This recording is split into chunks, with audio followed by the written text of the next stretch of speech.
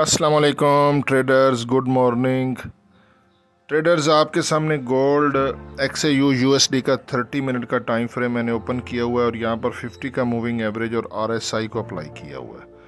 Gold market इस वक्त 50 के मूविंग एवरेज के आसपास है। 3316 के राउंड अबाउट गोल्ड ट्रेड कर रहा है और 50 के मूविंग एवरेज के बिल्कुल पास है और RSI 42.18 पर है। कोई क्लियर डायरेक्शन फ़िलहाल ना 50 के मूविंग एवरेज से है ना RSI से है। आज हाई इम्पैक्ट न्यूज़ है। 7 PM को USD से रिलेटेड जॉब ओपनिंग का डाटा है। प्रीवियस 7.57 मिलियन और इसकी फोरकास्ट है 7.49 मिलियन, यानी कि जो प्रीवियस था 7.57 मिलियन उससे कम की फोरकास्ट है 7.49 मिलियन। ये फोरकास्ट की है एक्सपर्ट ने। इस हिसाब से ये न्यूज़ डॉलर के अगेंस्ट आएगी और गोल्ड ऊपर जा सकता है। ठीक है, 7 PM पाकिस्तानी टाइम के मुताबिक। यहाँ पर अगर मैं गोल्ड के 30 मिनट के टाइम फ्रेम पर सुपर ट्रेंड इंडिकेटर को अप्लाई करता हूँ तो 30 मिनट के टाइम फ्रेम पर सुपर ट्रेंड ने सेल का सिग्नल दिया है और 3340.83 ऊपर एक रेजिस्टेंस बना दी है सुपर ट्रेंड इंडिकेटर ने। यहाँ पर अगर बुलिंजर बैंड को अप्लाई करते हैं गोल्ड के 30 मिनट के टाइम फ्रेम पर तो ये ऊपर ये अपर बैंड जो है वो रेजिस्टेंस है और ये पीवट है और नीचे है सपोर्ट की प्राइस अगर मैं यहाँ पे देखता हूँ तो वो है 3308.40। लेकिन ये है ना कि एक दफ़ा लिक्विडेशन के लिए गोल्ड इसको ब्रेक कर सकता है, तो उस हिसाब से 3308 से नीचे 3305 पे गोल्ड को बाय किया जा सकता है। ठीक है, थोड़ा सा और इसको चेक करते हैं। पैराबोलिक सार के हिसाब से भी गोल्ड सेल में है, डॉट्स ऊपर हैं, कैंडल्स नीचे हैं। पैराबोलिक सार ने 3324.56 पे ऊपर एक रेजिस्टेंस बना दी है। ATR average true range trailing stop loss ने भी सेल का सिग्नल दिया है। ATR average true range trailing stop loss 30 minute के टाइम फ्रेम पर 3342.99 पे उसने ऊपर एक रेजिस्टेंस बना दी है।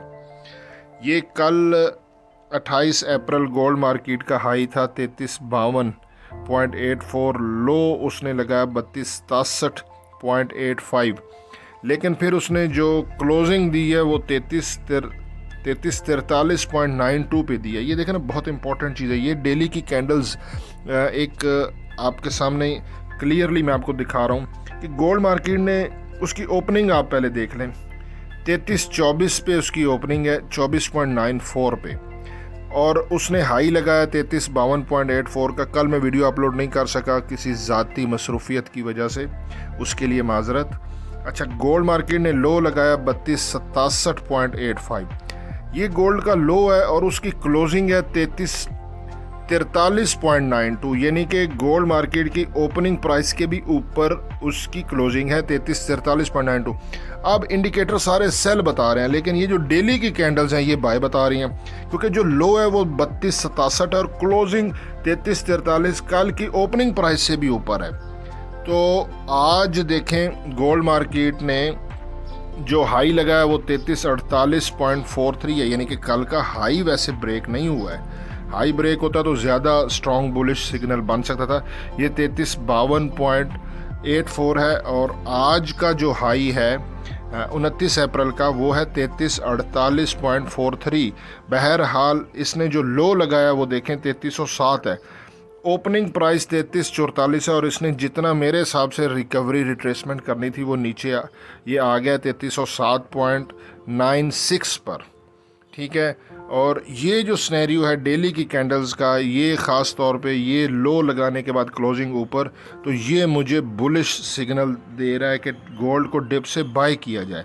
अब यहाँ पर अगर मैं स्मार्ट मनी कॉन्सेप्ट में देखता हूँ गोल्ड को 30 मिनट के टाइम फ्रेम पर, ऊपर सेल का जोन है, नीचे बाय का जोन है, लेकिन बाय के जोन से पहले ये एक फेल बेरिश इनगल्फिंग बनी है। ये देखें ना, ये ग्रीन कैंडल है, ये पिछली बेरिश इनगल्फिंग नहीं है क्योंकि इसकी बॉडी पहले ही क्लोज हो गया। ये एक बेरिश इनगल्फिंग ज़रूर है। देखें, इसकी बॉडी पिछली कैंडल्स को उसने पूरा इनगल्फ किया है, लेकिन इसमें दो चीज़ें, एक तो नीचे वाली साइड पे विक है, ऊपर वाली साइड पे विक नहीं है, और फिर बेरिश इनगल्फिंग फेल सेटअप इसीलिए है क्योंकि बेरिश इनगल्फिंग के बाद कंफर्मेशन कैंडल रेड, उसके नीचे बॉडी क्लोज होनी चाहिए जो कि ग्रीन क्लोज होगी, और देखें ना उसकी बॉडी ऊपर क्लोज हुई है, तो ये फेल बेरिश इनगल्फिंग सेटअप है। और इसमें हाई पॉइंट अगर हम लेते हैं रेड कैंडल का तो वो हमारे सामने आ रहा है 3300.44। तो मेरे हिसाब से गोल्ड का ये टर्निंग पॉइंट है मेरी कैलकुलेशन के मुताबिक 3300, और यही हमारा SL है। तो आप इसके ऊपर 50 पिप्स अगर हमारा बन रहा है ना, अच्छा इन दिनों में गोल्ड की ट्रैवलिंग ज़्यादा है, 50 पिप्स पहले हम रखते थे 50 से 100 पिप्स, लेकिन अभी के टाइम पे ना गोल्ड मार्केट की मूवमेंट ज़्यादा हो रही है। पहले गोल्ड 30-40 पिप्स 300 से मतलब अगर मैं गोल्ड के हिसाब से बताऊं तो वो 30 से 40 पॉइंट ट्रैवल होती थी डेली की। अभी 100-170-80 डॉलर की ट्रैवलिंग हो रही है।